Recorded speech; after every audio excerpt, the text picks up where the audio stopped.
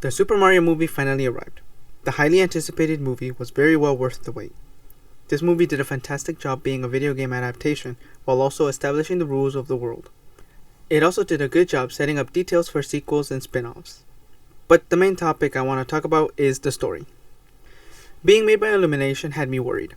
However, I am glad they gave the movie its own uniqueness and style, though some of their Illumination charm bled through, mainly in animation mannerisms and Francis the dog.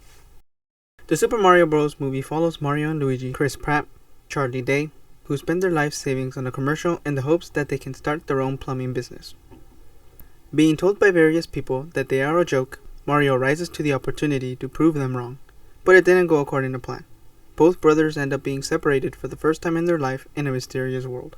Mario takes it upon himself to rescue his brother from the clutches of Bowser, Jack Black, with the help of Princess Peach, Anya Taylor-Joy, and Toad, Keegan-Michael Key.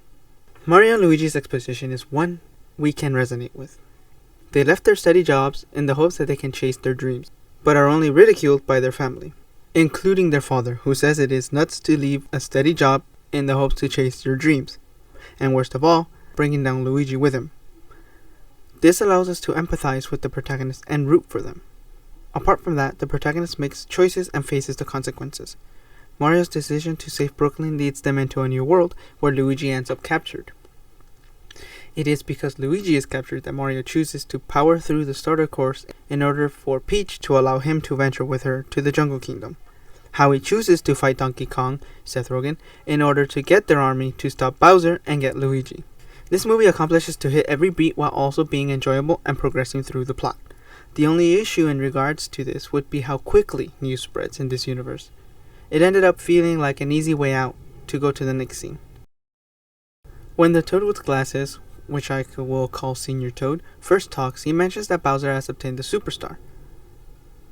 But how did he hear the news? We're not sure. We weren't told. When Mario, Peach, and Toad reach the Jungle Kingdom, Cranky Kong has heard news that they seek his army. How? We're not sure. And so on and so forth. It was confusing to understand how they heard the news because we were never shown that. Getting the Kong army was a bit confusing. They needed the army to help defeat Bowser, but since the news travels quickly here, Bowser knew their plan and defeated the army.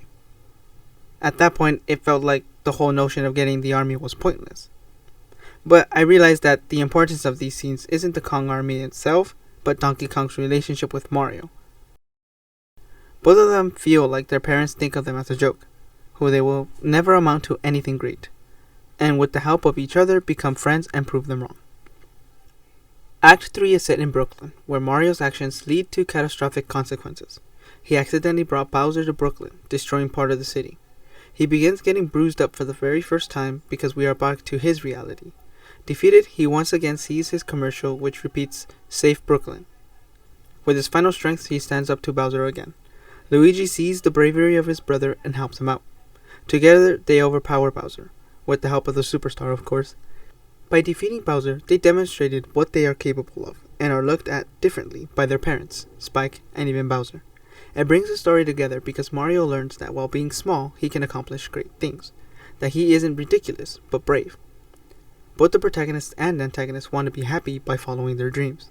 Mario wants to stop feeling small, while Bowser wants to marry Princess Peach. Although Bowser's view doesn't oppose Mario's, his methods and actions do. It is because of Bowser that Mario reaches his lowest point, when he feels defeated that even after trying hard, he still comes up short. But gets an epiphany through his commercial. He has his brother, his friends, and that is worth fighting for. And Luigi finally musters his courage when seeing Mario stand up to Bowser, something he couldn't do.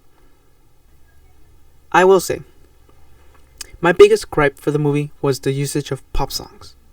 It wasn't needed and only took me out of the moment. For example, when we first entered the Jungle Kingdom, we hear "Take On Me" by a-ha. Why? It would have been better if we heard a song that encompasses the world of the Kongs. We are seeing their world. We are establishing their rules. We are getting to know how they live.